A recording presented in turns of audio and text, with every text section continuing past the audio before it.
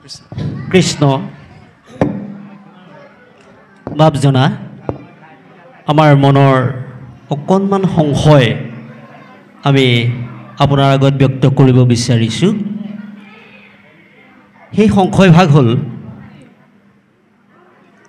আমি সচৰাচৰ শুনিবলৈ পাই থাকোঁ যে গছজোপাৰ গুৰিত পানী দিলে ডালপাত্ৰত পানী দিব নালাগে, সেই কথাষাৰ আমি শুনি থাকোঁ। কিন্তু মোৰ মনৰ সংশয়টো হৈছে আমি গছজোপাৰ গুৰিত পানী দিয়াটো সত্য, গুৰিত পানী দিলে গছজোপাৰ ডালপাতত পানী দিব নালাগে, কিন্তু তথাপিও অকণমান সংশয় আছে।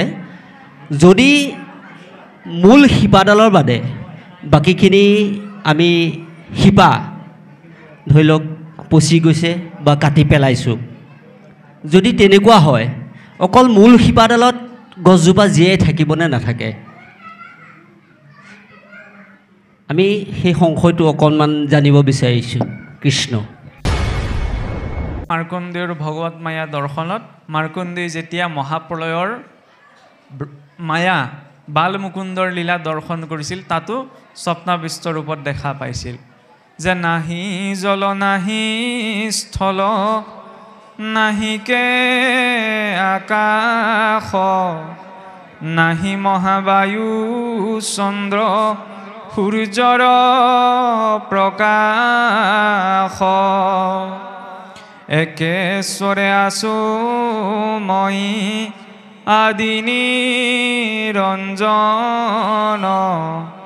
সৃষ্টিও নাহিকে মুত নকৰে শুভন। যে সেই অৱস্থাত জল স্থল মহাবায়ু একোৰে স্থিতি নাই, একমাত্ৰ আদি নিৰঞ্জন ৰূপত সেই ব্ৰহ্মই বৰ্তি আছে। আৰু যেতিয়া তেওঁৰ ভিতৰত সংকল্প জাগ্ৰত হয় যে মই বহু হওঁ, সেইটো হৈছে প্ৰত্যেক জীৱনৰ। আমি বহুতে ভাবোঁ ন, ঈশ্বৰে ইমান এখন বিৰাট সৃষ্টি কিয় প্ৰকট কৰিলে? চাবলৈ গ'লে প্ৰশ্নটো বহুত গভীৰ আৰু তাৰ উত্তৰটো বহুত গভীৰ যেন লাগে, কিন্তু তাৰ উত্তৰ আপোনাৰ মোৰ জীৱনতে সোমাই আছে। মানুহে নিজৰ সংসাৰ ধৰ্মত কিয় প্ৰবৃত্ত হয়? যেতিয়া ব্যক্তিৰ ওচৰত সাধন থাকে তেতিয়া তেওঁ সেই সাধনক প্ৰয়োগ কৰে কৰ্ম কৰিবলৈ। ঈশ্বৰৰ ওচৰত সামৰ্থ্যতা আছে জগত সৃজন কৰাৰ, গতিকে তেওঁ জগতক সৃজন কৰিছে। কিন্তু কেৱল ইচ্ছা মাত্ৰকে নহয়, প্ৰথম তাত আহিছে সংকল্প। সেইকাৰণে আমি যিকোনো কাম কৰাৰ আগতে প্ৰথম সংকল্পটো লওঁ, সংকল্পটো লোৱাৰ পাছতহে তাত কাৰ্যত ৰূপায়ণ কৰা হয়। ঈশ্বৰে যেতিয়া সংকল্প কৰিছে যে একোহম বহুশ্যাম, যে ময়েই বহু ৰূপত বিচাৰিত হৈ এই সংসাৰখনৰ নিৰ্মাণ কৰোঁ, আৰু সেই সংকল্প সিদ্ধিৰ বাবে তেওঁৰ অন্তৰত সুপ্ত হৈ থকা মহামায়াৰূপী প্ৰকৃতিক প্ৰথম প্ৰকট কৰিছে। আৰু সেই প্ৰকৃতিক প্ৰকট কৰিয়ে ঈশ্বৰে দৃষ্টি নিক্ষেপ কৰিয়ে ঈশ্বৰৰ কটাক্ষে দেৱী ভৈলা গৰ্ভৱতী প্ৰকৃতিৰ পুত্ৰ ভৈলা মহত উৎপত্তি মহতৰো তিনি পুত্ৰ ভৈলা অনুপাম সাত্বিক ৰাজস তামসিক অহংকাৰ। ঈশ্বৰৰ যেতিয়া কটাক্ষ দৃষ্টিতে এই তিনি প্ৰকাৰৰ প্ৰথম মহত্তত্ব সৃষ্টি হৈছে, আৰু মহত্তত্বৰ পৰা তিনি প্ৰকাৰৰ অহংকাৰ সৃষ্টি হৈছে, সাত্বিক অহংকাৰ, ৰাজসিক অহংকাৰ, তামসিক অহংকাৰ।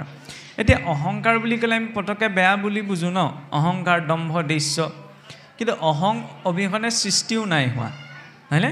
এতিয়া অহং শব্দটো বেয়া নহয়, কিন্তু আমি সাধাৰণতে অহং শব্দটো বেয়া ক্ষেত্ৰত প্ৰয়োগ কৰি সেইটো বুলি ক'লে আমি বেয়া কিবা এটাহে বুজোঁ।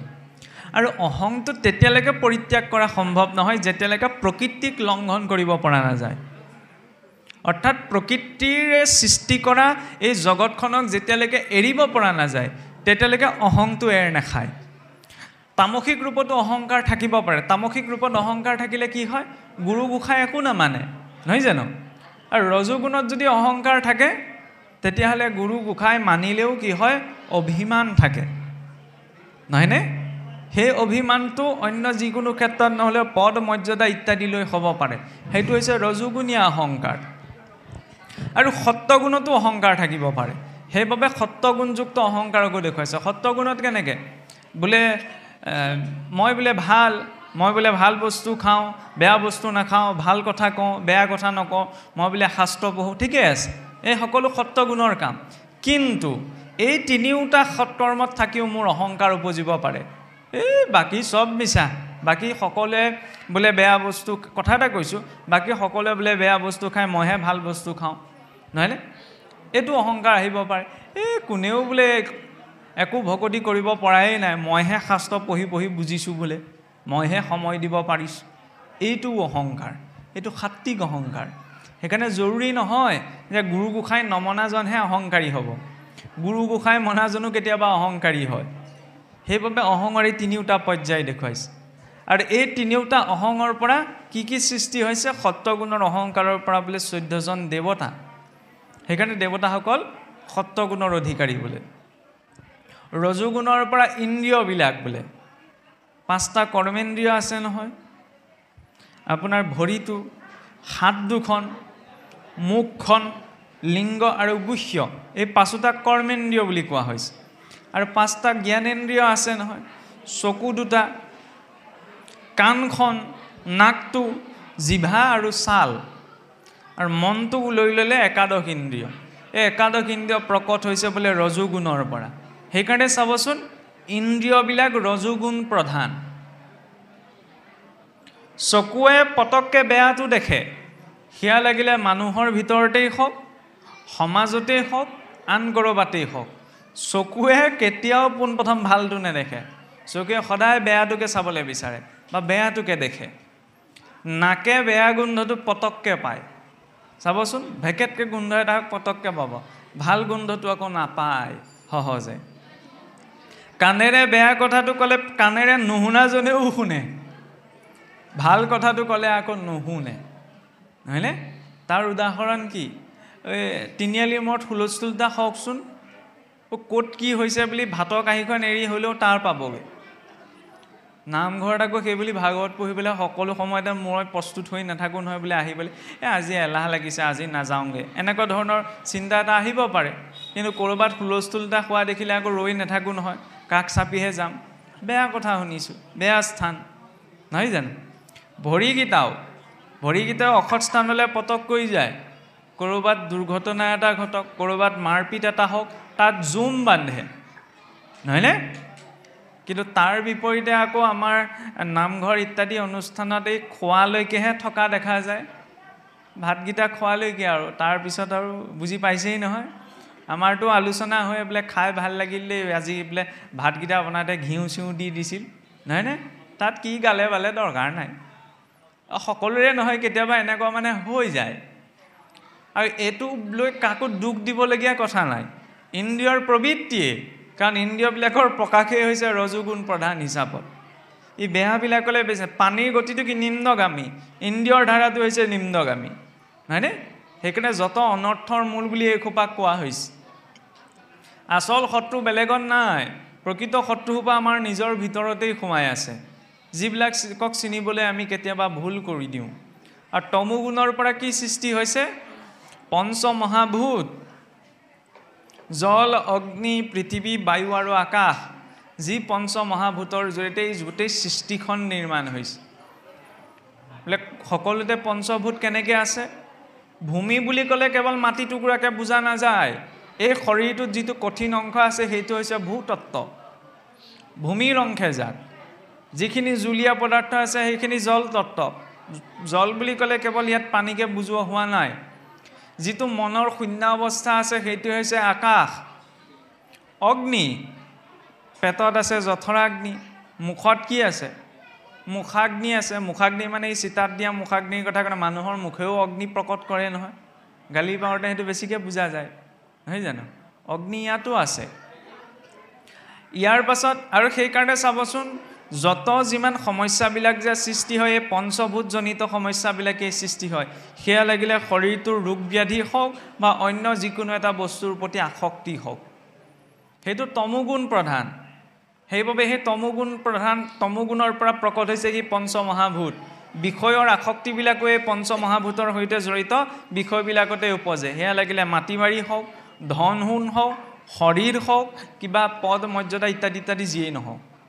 তাৰ পাছতে পঞ্চমহাভূতৰ পাছত কি প্ৰকট হৈছে পঞ্চ তন্মাত্ৰ শব্দ স্পৰ্শ ৰূপ ৰস গন্ধ আৰু এই পাঁচটা তন্মাত্ৰক লাগি মনুষ্যই সকলো কৰ্ম কৰে শব্দটোক লৈ স্পৰ্শটোক লৈ ৰসক লৈ গন্ধক লৈ চাবচোন কামবিলাক আমি কৰোঁ নে নকৰোঁ কিবা এটা খাওঁতে ধৰি লওক বস্তুটো দিলে ধুনীয়া গোন্ধাব লাগে গন্ধৰ প্ৰসংগ তাত আছে নহয়নে বৈকুণ্ঠৰ প্ৰসাদ বুলি ক'লেই নহ'ব নহয় আমি কওঁহে বৈকুণ্ঠৰ প্ৰসাদ বুলি সোৱাদটোতো ভাল হ'ব লাগিব নহয় জানো সেই বৈকুণ্ঠৰ প্ৰসাদেৰে যেতিয়া অকণমান 2-3 ঘণ্টা থৈ দিলে তাত যেতিয়া গোন্ধ ওলাব তেতিয়া জানো আমি খাম নাখাওঁ নহয় শৰীৰৰ কাৰণে অপকাৰী হৈ পৰে মানে বৈকুণ্ঠৰ প্ৰসাদতো ৰসৰ প্ৰাধান্যতা আছে গন্ধৰ প্ৰাধান্যতা আছে নহয়নে বিষয়বিলাক কিমান সূক্ষ্মভাৱে জড়িত হৈ আছে চাওকচোন গোটেই গুৰুত্বতাটো আমাৰ ক'ত থাকে সেইকাৰণে পুনৰ কোৱা হৈছে শব্দৰ একো জ্ঞানেই নাই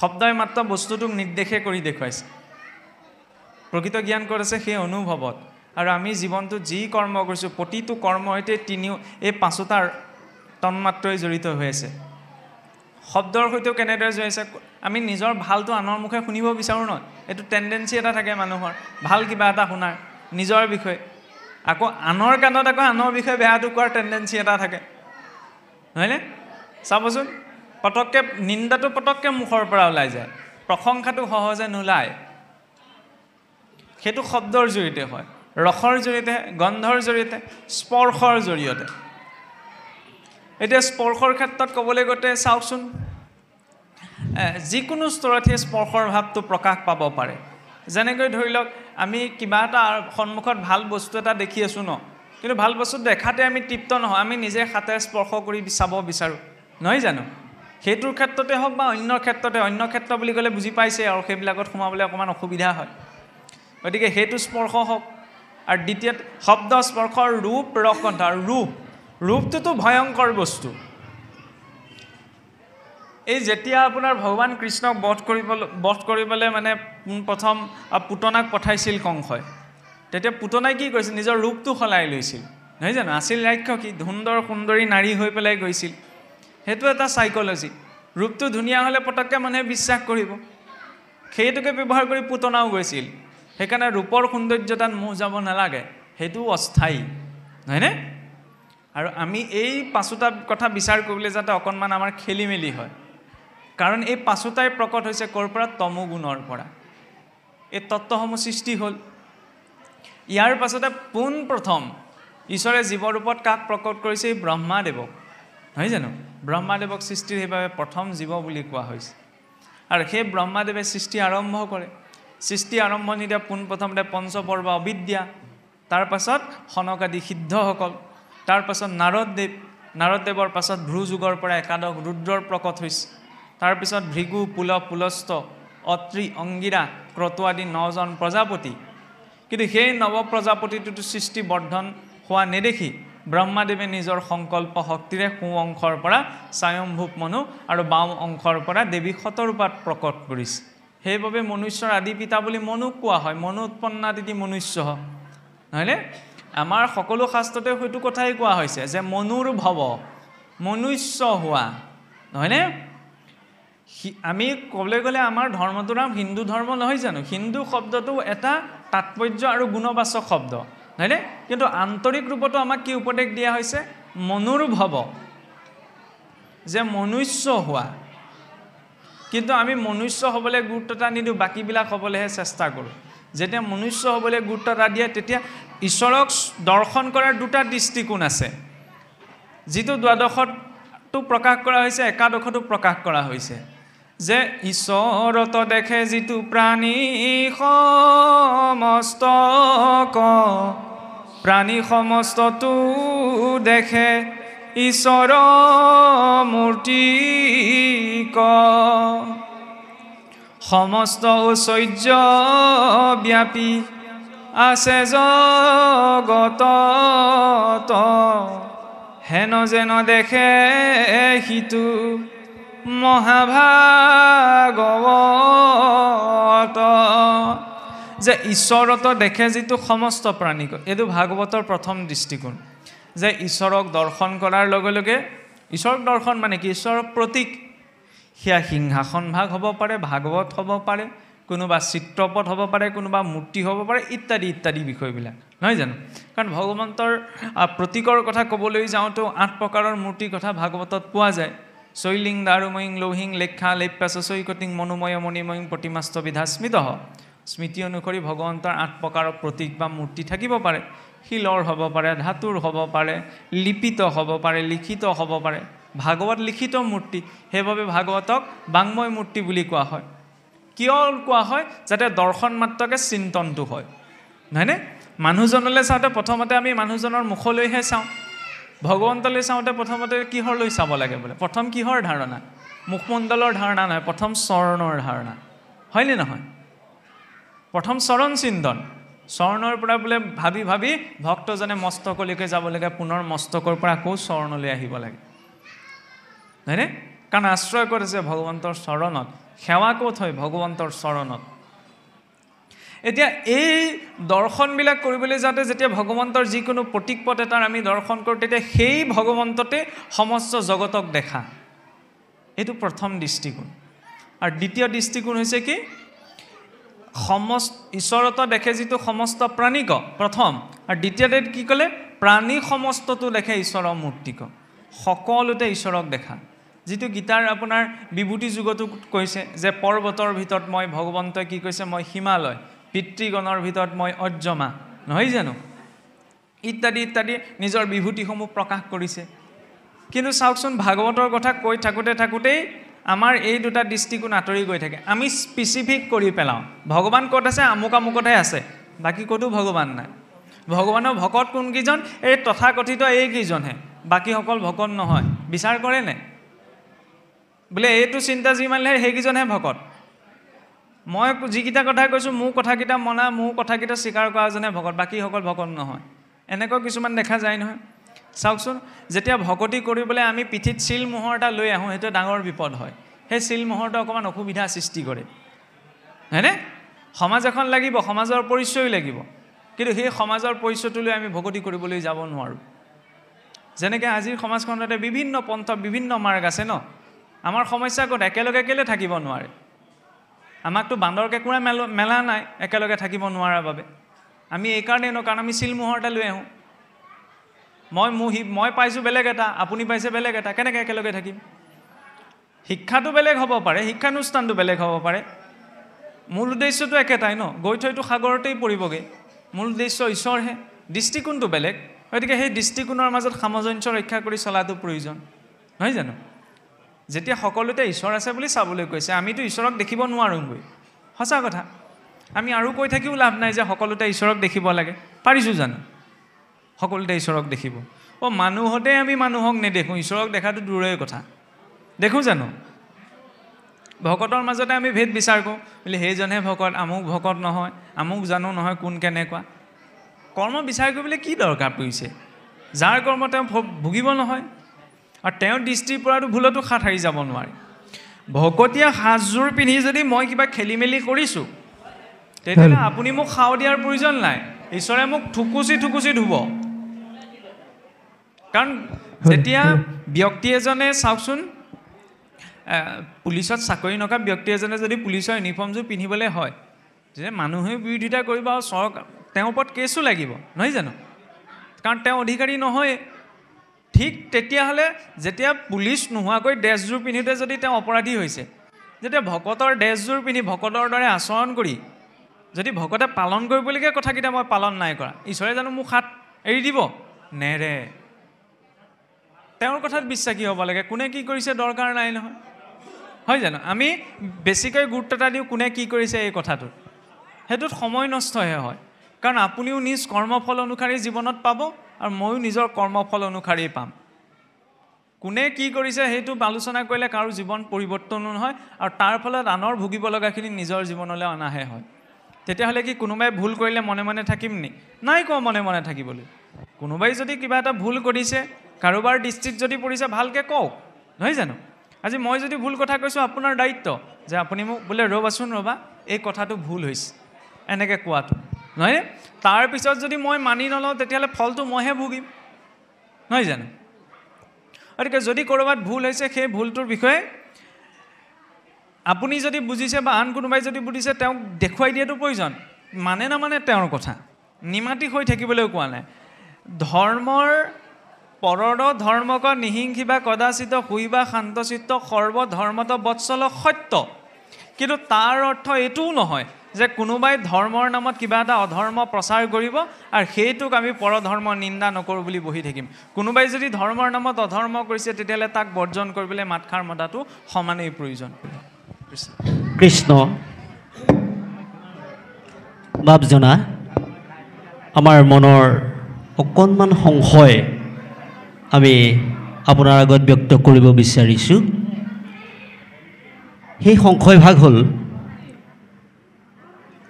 আমি সচৰাচৰ শুনিবলৈ পাই থাকোঁ যে গছজোপাৰ গুৰিত পানী দিলে ডালপাত্ৰত পানী দিব নালাগে সেই কথাষাৰ আমি শুনি থাকোঁ কিন্তু মোৰ মনৰ সংশয়টো হৈছে আমি গছজোপাৰ গুৰিত পানী দিয়াটো সত্য গুৰিত পানী দিলে গছজোপাৰ ডালপাতত পানী দিব নালাগে কিন্তু তথাপিও অকণমান সংশয় আছে যদি মূল শিপাডালৰ বাদে বাকীখিনি আমি শিপা ধৰি লওক পচি গৈছে বা কাটি পেলাইছোঁ যদি তেনেকুৱা হয় অকল মূল শিপাডালত গছজোপা জীয়াই থাকিবনে নাথাকে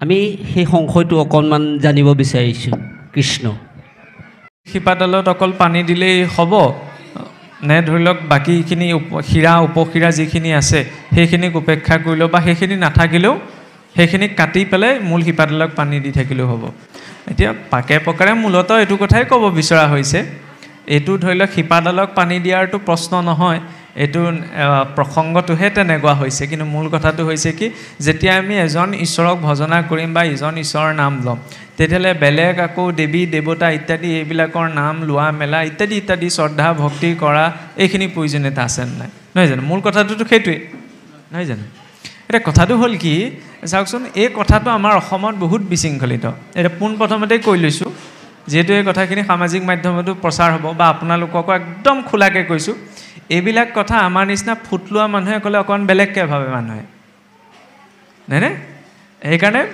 মই কৈছোঁ বুলি নাভাবিব মই কি কৈছোঁ মই ইয়াত শাস্ত্ৰৰ যুক্তিও নিদিওঁ কাৰণ শাস্ত্ৰৰ যুক্তি দি একদম সিদ্ধান্ত দিবলৈ যোৱা আমাৰ ঢেৰ বহুত সংখ্যা আছে একো সিদ্ধান্ত ল'ব নালাগে নিজা বিবেক বুদ্ধি এটা দিছে নহয় ঈশ্বৰে সকলোকে সেই বিবেক বুদ্ধিটোৰ আধাৰত বিচাৰ কৰিব প্ৰথম কথা হ'ল যে সেই এটা কথাই যে এজনেই ঈশ্বৰ আছে এই ব্ৰহ্ম উপদেশতো স্বীকাৰ কৰা হৈছে এক ব্ৰহ্মৰ কথা নহয়নে আৰু যদি আমি বেদলৈ চাওঁ বেদতো কোৱা হৈছে যে একম সদবিপ্ৰ বহুধা বদন্তি যে এক ব্ৰহ্মকে বিপ্ৰসকলে ভিন্ন ৰূপত বৰ্ণনা কৰে নহয়নে আৰু যে এই যে আমি কৈ আছোঁ মহাপুৰুষৰ দৰ্শনৰ মূল মন্ত্ৰ কি বোলে আমিতো কৈয়ে থাকোঁ ন এক দেৱ এক সেৱ এক বিনে নাই কেৱ নহয় জানো তাত এইটো কথাওতো জড়িত হৈ আছে এক দেৱ এক সেৱ অৰ্থাৎ সমস্ততে এজনেই আছে ভেদ দৃষ্টি নাই মই আপোনাক দেখাৰ লগে লগে আপুনি বুলি বেলেগ এজন ব্যক্তিক দেখিলে নহ'ব আপোনাকেই দেখিব লাগিব ভক্তিৰ দৰ্শনে বা ভগৱন্তকেই দেখিব লাগিব নহয়নে মানে ভৌতিক দৃষ্টিতহে আপুনি আমুক নামৰ বেলেগ এজন ব্যক্তি কিন্তু ভক্তিৰ দৃষ্টিৰে চাবলৈ গ'লে আপোনাৰ ভিতৰতো কৃষ্ণই আছে ফলত মই আপোনাক চোৱা নাই আপোনাৰ শৰীৰটোক চোৱা নাই সেই কৃষ্ণকহে চাইছোঁ নহয়নে কিন্তু যিজনে ভেদ দৃষ্টি ৰাখিব তেওঁ কৃষ্ণ ইয়াতহে আছে ইয়াত কৃষ্ণ নাই ইয়াত নাই তাৰ পৰাই কৃষ্ণ সীমিত কৰা হ'ল ন সেই দৰ্শনটো ভাগৱতত দেখুওৱা নাই কৃষ্ণকটো সৰ্বব্যাপ্ত ৰূপতেই দেখুওৱা হৈছে যিজন ব্যক্তিয়ে যিয়েই নুবোলক কিয় সকলোতেতো ঈশ্বৰেই আছে আকাশাত পতিতম তৈয়ম যথা গচ্ছতি সাগৰম সৰ্বদেৱ নমস্কাৰম কেশৱম প্ৰতি গচ্ছতি যিদৰে আকাশৰ পৰা পতিত হোৱা জল সকলো গৈ সাগৰতেই পৰেগৈ ঠিক তেনেদৰে সমস্ত দেৱক কৰা নমস্কাৰ একমাত্ৰ ভগৱন্ত কেশৱেই প্ৰাপ্ত কৰে নহয়নে অহম যজ্ঞ ভোক্তাৰম বুলি গীতাত কৈছেইচোন নহয় জানো আৰু দ্বিতীয় কথাটো হ'ল কি হয় পানী দিব লাগে গুৰিতেই এজন ঈশ্বৰকেই ধৰিব লাগে কিন্তু ঈশ্বৰৰ ধাৰণাটো আচলতে এনেকুৱা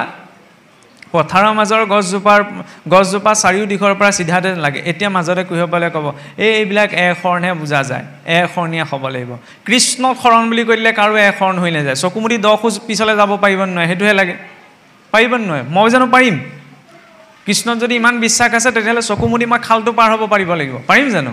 ইমান কাৰণ সাহস নাই। এখন মুখেৰে ক'লে সিদ্ধ হৈ নাযায়, এখন এটা স্থিতি। প্ৰথম আমি শাব্দিক স্তৰতহে এখন লওঁ। কৃষ্ণত প্ৰথম এজন ঈশ্বৰ বুলি, সেইজন ঈশ্বৰক কৃষ্ণ বুলি নিৰূপণ কৰা হৈছে, সেই কৃষ্ণত আমি শৰণ ল'লোঁ, নহয়নে? সেইদিনা এখন সিদ্ধ হৈ নাযায়, নহ'লে পাছত এই ভজন, হৰণ, ভজন, ভক্তি, সদাচাৰ এই ক্ৰমটো মহাপুৰুষে নাৰাখিলেহেঁতেন। যদি আমি যি শৰণ লৈছোঁ সেয়া আনুষ্ঠানিক শৰণহে, সেয়া এক শৰণ নহয়। এক শৰণ, সেই শৰণত যেতিয়া বিশ্বাসটো বাঢ়ি বাঢ়ি ভক্তজনৰ গৈ থাকে, তেতিয়া এক শৰণ এটা পৰ্যায়ত সিদ্ধ হয়গৈ যে সকলোতে একমাত্ৰ ঈশ্বৰকেই দেখে, নহয় জানো? যেতিয়া কুকুৰৰ চিগালৰ গদৰ্ভ আত্মাৰাম বুলি কৈছে, তেতিয়াহ'লে বেলেগ দেৱী দেৱতাৰ দৃষ্টি আহিল ক'ৰ পৰা? থাকিলে জানো? বেলেগ বুলি নাই চোৱা নহয়। আৰু চাওক, আমাৰ অসমখনত বৰ আৱেগ এটাত মানে দেৱী দেৱতাসকলৰ খুব নিন্দা হৈ থাকে।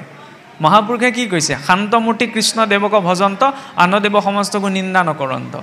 কিন্তু আপোনাৰ অধৰ্মৰ কথা ক'লেও কিছুসকল জাঙুৰ খাই নাহে, যেনেকৈ আপোনাৰ লক্ষ্মী দুৰ্গা বুলি কৈ দিলে যেনেকৈ জাঙুৰ খাই আহিব। ভকতৰ প্ৰথম লক্ষণ কি? সহনশীলতা। কিবা এটা ক'লে বুলিয়ে যদি মই জাঙুৰ খাই আহোঁ, তেতিয়াহ'লে মই ভকত হ'লোঁ জানো? ভকতৰ প্ৰাথমিক লক্ষণটোৱে নাই। আমি যিজনক ঈশ্বৰ বুলি কৈছোঁ, তেওঁৰ বক্ষত গৈ ভৃগুৰীষে গুৰ মাৰি দিছিলগৈ, নহয়নে? ওলোটাই কি ক'লে? প্ৰভু, আপুনি মোৰ কঠিন বক্ষত গুৰ মাৰি দুখ পালে নি? তেতিয়া মই যদি আপোনাৰ কথাষাৰ শুনিবলৈ, এতিয়া নামটো শুনিবলৈকে ধৈৰ্য নাই, তেতিয়াহ'লে কেনেকৈ হ'ব? গুৰিটোত পানী আমি এইকাৰণে দিওঁ, গুৰিটোৰ পৰা আশা কৰোঁ জানো? আমি ক'ৰ পৰা আশা কৰোঁ? ডাল পাতৰ পৰা আশা কৰোঁ, হয়নে নহয়? লক্ষ্মীক নালাগে, কিন্তু ময়ে কৈছোঁ লক্ষ্মী পূজা নকৰিব, লক্ষ্মীক নামানিব, ঠিকেই আছে। ফোন কৰি আকৌ কৈ থৈছোঁ নহয়, অনুষ্ঠানটোলৈ মোক ইমান টকা দিব, তেতিয়াহ'লেহে মই যাব পাৰিম। এইটো কিনো এইটো? এইটোতো অধম আসক্তি, নহয় জানো? দেৱী দেৱতাসকল কি ঈশ্বৰৰ বিভূতি? আৰে মই আপোনাক মানিম, মই খোলাকৈ কৈছোঁ, মই আপোনাক ঘৰখনৰ জ্যেষ্ঠ বুলি মই চিনিলোঁ, জানিলোঁ, মই আপোনাক মাতিম, কিন্তু আপোনাৰ ল'ৰা ছোৱালী, পুত্ৰ ভাইজা মই কাকো নামানো। এইটো ভকতিনে? এইটো ভকতি মহাপুৰুষে দেখুওৱা নাই। তেতিয়াহ'লে বোলে আনৰ দেৱী দেৱ নকৰিবা সেৱ কিয় লিখিলে? আনৰ দেৱী দেৱ আন বুলি কৈছে, কোন আন? লক্ষ্মী আন নে? লক্ষ্মী আন হয়নে নহয়? জগতৰ ঈশ্বৰে যদি নিজৰ পত্নীক আন বুলি ভাবিবলৈ, সেইটো আদৰ্শ গৃহস্থী এজনে লৈ দেখুৱাওকচোন, লওকচোন, ল'ব পাৰিব নোৱাৰিব? নিজৰ পত্নী আন হয় জানো? আন বুলি ভাবিবনে নাভাবে? ভাবিবনে নাভাবে বাৰু? নিশ্চয়কৈতো নাভাবে। কিন্তু দৃষ্টিটো কি তাত জড়িত হৈ আছে? লক্ষ্মীক তাক এগৰাকী দেৱীৰ ৰূপত দেখুওৱা হোৱা নাই। মহাপুৰুষে ধ্যান বৰ্ণত কি লিখিছে? স্বৰ্ণে অনেক ভগৱতী ভাৱে উপাসন্ত লক্ষ্মী জগত মাৱে, তাত মাতৃৰ ভাৱটো জড়িত কৰি দিছে, হয়নে? গতিকে এটা কথা ঠিক, আমি বৈষ্ণৱ মাৰ্গত আমাৰ উপাস্য হৈছে ভগৱান কৃষ্ণ বা বিষ্ণু, নহয়নে? তেওঁৰ ব্যতিৰেকে যদি তেওঁৰ বিভূতি সমস্তক আমি ভজনা কৰিবলৈ গৈছোঁ, তেতিয়াহ'লে আমাৰ ভক্তি ভ্ৰষ্ট হ'ব, সেইটো স্পষ্ট কথা। কাৰণ আমি হীৰ বিক্ৰী কৰিছোঁ কাৰ ওচৰত? কিন্তু তাৰ অৰ্থ এইটো নহয় যে তেওঁ সৃষ্টি কৰা বিভূতিসকলক আমি নিন্দা কৰিম, বাটে পথে দেখিলে সেইসকল আন দেৱ বুলি নিন্দা কৰিম। নহয়, তেওঁলোকতো পৰম বৈষ্ণৱ, হয়নে নহয়? দেৱী লক্ষ্মীয়ে 24 ঘণ্টা ঈশ্বৰৰ চৰণত ধৰি বহি আছে। আপুনি মই ঈশ্বৰৰ চৰণত ধৰিবলৈ পাহৰিব পাৰোঁ, তেওঁ পাহৰা নাই, নহয়নে? গতিকে ধন সম্পদ আশা কৰি লক্ষ্মীক ভজিব নালাগে বা লক্ষ্মীৰ ওচৰলৈও যাব নালাগে। কিন্তু সেই লক্ষ্মী দেৱীৰ ওচৰত প্ৰাৰ্থনা কৰিবলৈ যে হে মাতৃ, তোমাৰ দৰে যাতে ভক্তিৰ দৃঢ়তা মোৰ জীৱনত পাওঁ, বছ কথা সিমানেই। দুৰ্গাটো পৰম বৈষ্ণৱী, হয়নে? আমি বলি বিধানৰ বিৰোধিতা কৰোঁ, সেইটো খোলা কথা, কাৰণ সেইটো আমাৰ মাৰ্গৰ বিষয় নহয়, নহয় জানো? আৰু সেইটোৰ নিন্দা পূৰ্বৰে পৰা হৈ আহিছে। জীৱ এটা কাটি দেৱ উপাসনা কৰাৰ বিধান আমাৰ মাৰ্গত নাই। কিন্তু আমি দুৰ্গাক নামানো বুলি নকওঁ। দুৰ্গাই মহামায়া, যি মহামায়াৰ কথাচোন 3য় স্কন্ধত আছে। মহামায়াৰ যেতিয়া সৃষ্টি নিৰ্মাণ হৈছে আৰু তেওঁৰ আজ্ঞা পালন কৰিয়ে মহামায়াই গোটেই জগতখন প্ৰকট কৰিছে, তেতিয়াহ'লে মহামায়ায়ো ঈশ্বৰৰ আজ্ঞা পালন কৰিয়ে জগত প্ৰৱৰ্তন কৰি আছে, নহয় জানো? তেতিয়াহ'লে সেই মাতৃক নামানো বুলি কিয় ক'ম? নকওঁ। কিন্তু মই এইটো কথা ক'বলৈ যোৱা নাই যে কোনোবা এজন বৈষ্ণৱ হৈ দুৰ্গা পূজা কৰকগৈ বা ধৰি লওক লক্ষ্মী পূজা কৰকগৈ ইত্যাদি ইত্যাদি বিষয়বিলাক, সেইবিলাকত মই সোমাব বিচৰা নাই। সেইবিলাক সকলোৱে ব্যক্তিগত বিষয়। কিন্তু বৈষ্ণৱ হৈ পেলাই, ঈশ্বৰৰ ভক্ত হৈ পেলাই গুৰুজনাৰ সেৱক বুলি কৈ পেলাই দেৱী দেৱতাৰ নিন্দা কৰাটো কোনো প্ৰকাৰে প্ৰাসংগিক নহয়। আৰু চাওকচোন, বাহ্যিকত যেনিবা আমি দেৱতাসকল নালাগে, গুৰিটোৱে আমাক লাগে। 14জন দেৱতাচোন আমাৰ শৰীৰটোতে বহি আছে। ত্যাগ কৰি দেখুৱাওঁচোন আমি, পাৰিম জানো? পাৰিম নে নোৱাৰিম?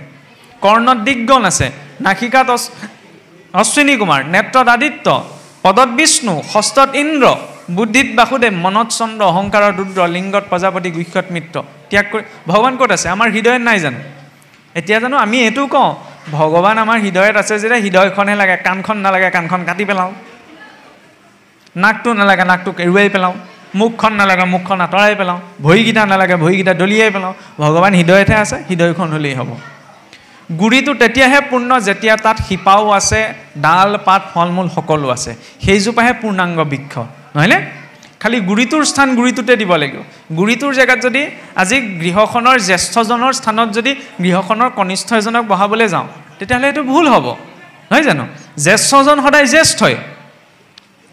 কেঁচুৱাটোক মাতি থৈ আহিলে ঘৰখনৰ সৰু সদস্যজনক সকামটোলৈ মাতিলে গোটেইকেইজনক মতা নহয়, কিন্তু জ্যেষ্ঠজনক কৈ থৈ আহিলে গোটেই ঘৰখনকে মতা হয়। সেই দৃষ্টিৰে যে এজন ঈশ্বৰক ধৰা, সেইজন ঈশ্বৰক বৈষ্ণৱ মাৰ্গত কৃষ্ণ বা বিষ্ণু বুলি দেখুৱাইছে ভজনা কৰা। কিন্তু তেওঁক ভজনা কৰিবলৈ যাওঁতে তেওঁৰ বিভূতিসমূহক নিন্দা কৰিম, নামানো বুলি ক'ম, এইটো বেয়া কথা। কাৰণ বিভূতি সমস্তৰ ভিতৰত চাওকচোন, ভগৱান কৃষ্ণইতো গীতাত কৈছে যে পিতৃগণৰ ভিতৰত মই অৰ্যমা, পৰ্বতসকলৰ ভিতৰত মই হিমালয়, নহয় জানো? ৰুদ্ৰসকলৰ ভিতৰত মই অখিনক, নহয় জানো?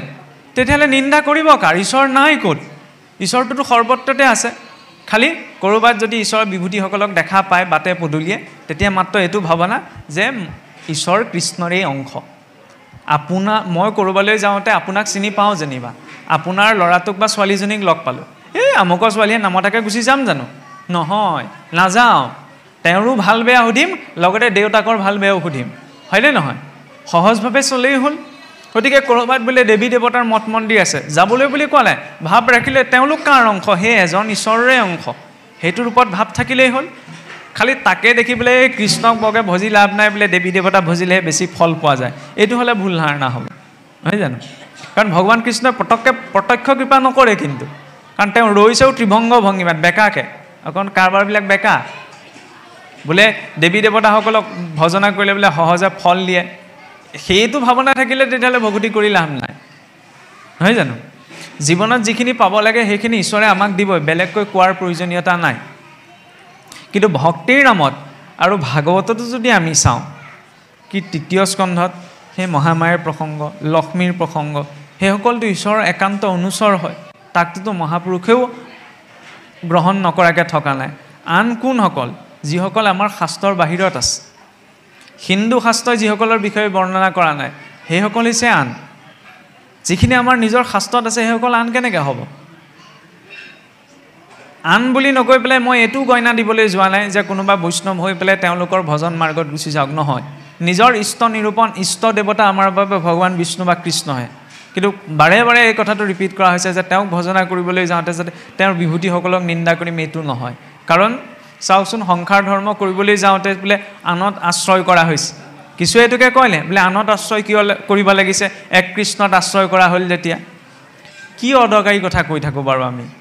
কৃষ্ণক আশ্ৰয় কৰোঁ বুলি ক'লে যদি বিয়া পতা মানুহজনক যদি কওঁ আপুনি কৃষ্ণক আশ্ৰয় কৰিলেচোন বিয়া পাতিবলৈ কি দৰকাৰ? কওঁ জানো? যিটো বস্তু য'ত পৰি গৈছে, মই আজি কাপোৰযোৰ কেলৈ পিন্ধিছোঁ, মই এইটো ক'ম নি যে কৃষ্ণত আশ্ৰয় কৰিলোঁ যেতিয়া মোৰ কাপোৰ কানি দৰকাৰ নাই? ক'ম নি? নকওঁ নহয়। যিটো বস্তুৰ যিখিনিত প্ৰসংগ আছে, নহয়নে? শক্তি, লক্ষ্মী মানে কি? ধন ঐশ্বৰ্য। কোনেওতো নালাগে বুলি কোৱা নাই। ভাগৱত ব্যাখ্যা কৰি থকা কিজনেও আগতীয়াকৈ পাতি লৈছে, মই খোলাকৈ কৈ লৈছোঁ, মইওতো কৈ লৈছোঁ ন। মোক আজি যদি অনুষ্ঠানটোলৈ যোগাযোগ কৰা আগমুহূৰ্তত মোক যদি ক'লেহেঁতেন যে আপোনাক মাতিছোঁ, হয় আপোনাক কিন্তু একো দিব নোৱাৰোঁ দেই, আপুনি আহিব, মই আহিলোহেঁতেন নে নাহিলোহেঁতেন বাৰু? ভুলতো নাহোঁ, মই লাগিলে ঘৰত এনেই বহি থাকিম, মোক কিবা এটা দক্ষিণা দিব, সেইকাৰণে মই আহিছোঁ, খোলাকৈ কৈ দিছোঁ। এফালে মই আপোনাক ক'ম কি লক্ষ্মীক নামানিব, দুৰ্গাক নামানিব, এইফালে আকৌ আসক্তিটো মই নিজে দেখুৱাই থাকিম। এইবিলাক ভাং ভঙালী কথা মানিব নালাগে, শুনিব নালাগে। ভক্তি সকলোৰে প্ৰতি থাকক, কাৰণ ভক্তি বোলে এজন ঈশ্বৰকহে কৰা সম্ভৱ। এই লক্ষ্মী বুলিনো কাক কোৱা হৈছে? সেই এজন ঈশ্বৰকে। কুকুৰটোতো যেতিয়া সেই এজন ঈশ্বৰে আছে, লক্ষ্মীতনো কোন আছে? সেই এজন ঈশ্বৰেতো আছে, খালি ভাৱটো সেইটো ৰাখিব লাগে, পৃথক দৃষ্টিটো ৰাখিব নালাগে। কথা সিমানেই। যথা তৰুমূল্য। এতিয়া এই প্ৰসংগটো ক'ত আহিছিল? মণিকাঞ্চন সংযোগত, নহয়নে? যেতিয়া আপোনাৰ মাধৱদেৱ পুৰুষটো পোনপ্ৰথমতে শাক্তমাৰ্গী আছিল, যেতিয়া তেওঁ মানি লোৱা নাছিল, মহাপুৰুষে শেষত ভাগৱতৰ তৰুমূল শ্লোকটো গাই শুনাইছিল যে যথা তৰুমূল্য নিশেষণ তৃপ্যন্তি তৎস্কন্ধ ভুজোপশাখা প্ৰাণোপহাৰ্য যথেন্দ্ৰিয় জ্ঞানম তথে বচনম মৎসুতেভ্য। অৰ্থাৎ যিদৰে বৃক্ষৰ গুৰিত পানী দিলে ডাল পাত সকলোৱে প্ৰাপ্ত কৰে, মুখেৰে অন্নমুঠি খালে সকলো ইন্দ্ৰিয় তৃপ্ত হয়। আঙুলিকেইটাই ক'ব নোৱাৰে নহয় আজি মুখক ভাতকেইটা নিদিওঁ, নিজেই খাই থৈ দিওঁ, নহয় জানো? মুখেৰে খালে সকলোৱে প্ৰাপ্ত কৰে। ঠিক তেনেদৰে ভগৱান বিষ্ণু বা কৃষ্ণৰ ভজনতে সকলোৰে ভজন সিদ্ধ হয়, বেলেগকৈ ভজনা কৰিব নালাগে। ক'ব বিচৰা হৈছে সেইটো, হয়নে? কিন্তু তাত যদি নিন্দা ভাৱটো যুক্ত হৈছে না কৃষ্ণ বুলি ভজনা কৰিছোঁ কিন্তু তেওঁ দেৱী দেৱতাসকল বিভূতিসকলক বাদ দিছোঁ, এইটো নহয়। সন্মান সকলোৰে প্ৰতি, খালি লক্ষ্যটো স্পষ্ট কৰি ৰাখিব লাগে যাতে সেই সকলোতে যাতে এক ব্ৰহ্ম বা এক ঈশ্বৰেই আছে সেই বুলি ভাবিয়েই যাতে আমি উপাসনাটো চলাইছোঁ বা উপাসনা কৰিছোঁ। কথাটো এনেকুৱা, ঠিক আজি ধৰি লওক মোৰ ঘৰৰ সন্মুখতে ধৰি লওক ঘৰৰতো একেবাৰে ৰাস্তালৈকেতো কাৰো মাটি নাথাকে, এই ৰাস্তাৰ পৰা প্ৰত্যেক ঘৰত ডিষ্টেঞ্চটো সেইটো চৰকাৰী মাটি হয়। মোৰ ঘৰৰ সন্মুখতে গাঁৱৰ মানুহ এজনে মাংস দোকান এখন দিয়ে। আপুনি মোৰ ঘৰলৈ গ'ল, এতিয়া মোক বিচাৰি গৈছে, নহয়নে? মোক বিচাৰি যাওঁতে এতিয়া আপুনি মাংস দোকানখন দেখি পেলাই সোমাবনে নোসোমাব বাৰু? স্বাভাৱিক কথা, মই এইটোৰ লগত ৰজিতা খুৱাব বিচৰা নাই দেই, আপুনি মোক বিচাৰি গৈছে, নহয়নে? ঠিক তেনে আপুনি যিটো প্ৰসংগৰ কথা কৈছে বলি বিধানৰ কথা, সেইটো স্পষ্ট। আমি মুখেৰে নালাগে ভাগৱততে আছে যে নমাৰিবে পশুক এৰিবে মাংস আশা। দেৱী পূজাত সেই ছাগলী কটা বলি কটাটোৰ বিৰোধিতা কৰাৰ লগতে এই আমাৰ যে তিনিআলিয়ে আমাৰ কাঠকুটত হৈ থাকে সেইটোও বিৰোধিতা হ'ব লাগিব, হয়নে নহয়? কেৱল তাত ত্যাগ কৰিলে আমি নহ'ব, ইয়াতো ত্যাগ কৰিব লাগিব। কিন্তু আমাৰতো ধৰি লওক মৎস্য স্পৰ্শ বুলি কিছু জেগাত ভোজো পাতে, ঈশ্বৰৰ নামলৈ মৎস্য স্পৰ্শ কৰাৰ কোনো বিধান নাই নহয়। মৎস্যাদ সৰ্বমাংসাদ তস্মাদ মৎস্যাদ বিবৰ্জে, গতিকে ত্যাগ সকলো পৰ্যায়তে হ'ব লাগিব। ভাগৱতেও কৈছে নমাৰিবে পশুক এৰিবে মাংস আশা, তাৰ মাজতে ওলাব নহয়। আপুনি ঠিক কোৱাৰ দৰে বোলে দেৱতাক উচৰ্গা কৰা হৈছে, দেৱকো উদ্দেশ্যি পশু নকৰিবে হিংসা, ঈশ্বৰৰ আজ্ঞা এইটো যত বেদ বাক্য, হৰিত বিমুখনৰে লংঘ ইহাক। মানে যিজন হৰি বিমুখ নৰ তেওঁহে এই ধৰি লওক বলি বিধান ইত্যাদি পালন কৰিব, সেইটো কথা ভাগৱতত স্পষ্টকৈ কোৱা আছে। মই বলি বিধান কৰিবলৈ কোৱা নাই, বলি বিধান কৰা জেগালৈ যাবলৈও কোৱা নাই। মই কৈছোঁ দেৱী দুৰ্গাৰ অস্তিত্ব এটা আছে, ব্যক্তিত্ব এটা আছে, তেওঁক নামানো এনেকুৱা ধৰণৰ কথা ক'ব নালাগে, মানে বলি বিধানৰ বিৰোধিতা হ'ব লাগে। আৰু চাওকচোন সেইটোচোন গোপীসকলটো তাৰ চৰম উদাহৰণ। কথা প্ৰসংগত কৈছোঁ আৰু গোপীসকলে কাত্যায়নী ব্ৰত পালন কৰিছিল, নহয়নে? কাত্যায়নী ব্ৰত পালন কৰিছিল। আমিতো এনেকৈও ল'ব পাৰোঁ ন, এই গোপীসকল তেতিয়াহ'লে অধম, ঈশ্বৰৰ নামত আকৌ কাত্যায়নী দেৱী ব্ৰত পালন কৰিছে, হয়নে নহয়? চাবলৈ গ'লেতো তেনেকৈও পৰা যায়, কিন্তু আমি নাই চোৱা। কিয় নাই চোৱা জানেনে? দেৱী ৰুক্মিণীয়ে গৈ পেলাই দুৰ্গাৰ মন্দিৰলৈ গৈ যে প্ৰসংগ আহে, সেৱা কৰেগৈ, তাত উদ্দেশ্যটো কি আছিল বাৰু? কৃষ্ণ প্ৰাপ্তি, নহয়নে? দুৰ্গাক ভজনা কৰা নাই, কাত্যায়নীকো ভজনা কৰা নাই, ভাৱনা ৰাখিছে কি সহজ হ'ল যে কৃষ্ণক আমি প্ৰাপ্ত কৰিব পাৰোঁ, ঈশ্বৰক যাতে পাওঁ। গতিকে উপাসনাটো ভিন্ন হ'ব পাৰে, নহয়নে? যদি উদ্দেশ্যটো ঈশ্বৰ প্ৰাপ্তি হয় তেতিয়াহ'লে তেওঁ প্ৰাপ্ত কৰিব, কিন্তু সেই উপাসনাত শুদ্ধতাটো সাত্বিকতাটো থকা প্ৰয়োজন। দুৰ্গাক মানিব লাগে তাৰ অৰ্থ মই এইটো কোৱা নাই কোনোবা ভকত বৈষ্ণৱে এজনে গৈ পেলাই দুৰ্গাৰ মন্দিৰত গৈ পূজা কৰকগৈ বা সেই বলি বিধান আগবঢ়াওকগৈ, সেইটো আমাৰ নিষিদ্ধ ভাগৱতৰ দৃষ্টিৰে, বেদৰ দৃষ্টিৰেও, হয়নে? জীৱ হত্যা কোনো প্ৰকাৰৰ পৰা শাস্ত্ৰসন্মত নহয়। কিন্তু দেৱীক নামানো বা লক্ষ্মীক নামানো ইত্যাদি এই কথাবিলাক হ'ব নালাগে। তেওঁলোক নিজৰ জেগাত আছে, আমাৰ পৰাতো একো বিচৰা নাই, অসন্মানিত কৰিব নালাগে, সেই কথাটো হ'ল আচল কথা। কাৰণ তেওঁলোকো ঈশ্বৰৰ অংশ বুলিয়ে ভাবিব লাগে। কাৰণ এতিয়া ধৰি লওক দুৰ্গা পূজা হৈ গ'ল, আপুনি কোৱাৰ দৰে দুৰ্গা পূজা মণ্ডপটো কাষেদি পাৰ হৈ গ'ল, মই জানো যে তাত বলি বিধান হৈছে, মই নোসোমাওঁ, খালি সোমাই পাৰ হৈ যাওঁতে যাতে অসন্মান নকৰোঁ যে মাতৃ, তেওঁতো মাতৃ হয়, এইসকল অজ্ঞানী তোমাৰ আগতে পশু বলি দিছে, কাৰণ তেওঁক মাতৃ বুলি কোৱা হৈছে যেতিয়া তেওঁ সৃষ্ট এটা কেনেকৈ কটা হ'ব, হয়নে? গতিকে তেওঁলোকক সুমতি দিয়া। কিন্তু মই এইকাৰণেই নাই যোৱা কাৰণ সেই স্থানলৈ গ'লে মোৰ মনটোৱে গ্ৰহণ নকৰে। তোমাক অপমান মই নাই কৰা, কিন্তু মই এইকাৰণেই নাই যোৱা কাৰণ তাত বলি বিধান হৈছে, সেইটো মোৰ মনে প্ৰাণে কোনো প্ৰকাৰে গ্ৰহণ কৰিব নোৱাৰে, এইটো ভাৱনা হ'ব লাগে। এতিয়া আমিও নাযাওঁ, সঁচা একদম খোলা কথা কৈছোঁ, আমি বৈষ্ণৱ, আমি দেৱীক নমনা নহয়, দেৱীক মানো, কাৰণ তেওঁতো ঈশ্বৰৰ অংশভূতা হয় ন। কিন্তু যি স্থানত বলি কৰ্ম হয় তালৈ আমি নাযাওঁ। কিয় নাযাওঁ? কাৰণ সেইটো আমাৰ মাৰ্গৰ সম্পূৰ্ণ বিপৰীত কৰ্ম। কোনে কি কৰিছে তাত আমাৰ ক'বলগীয়া নাই, কাৰণ এনেও ক'লেও নুবুজেও নুশুনেও।